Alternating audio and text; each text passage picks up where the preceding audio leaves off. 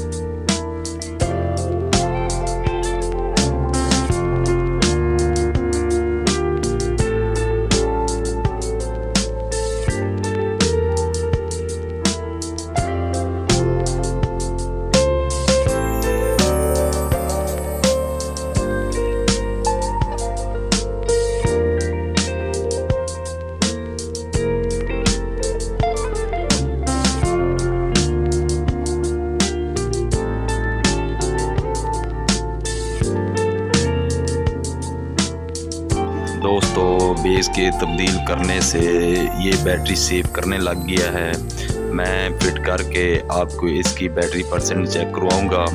Video अच्छी लगे तो लाइक करें, चैनल को सब्सक्राइब करें और बेल आइकन को दबाना मत भूलें ताकि हर नई आने वाली वीडियो सबसे पहले आपको मिले। ज़िंदगी मिली तो अगली वीडियो में फिर मिलेंगे, तब तक के लिए अल्लाह हाफिज़।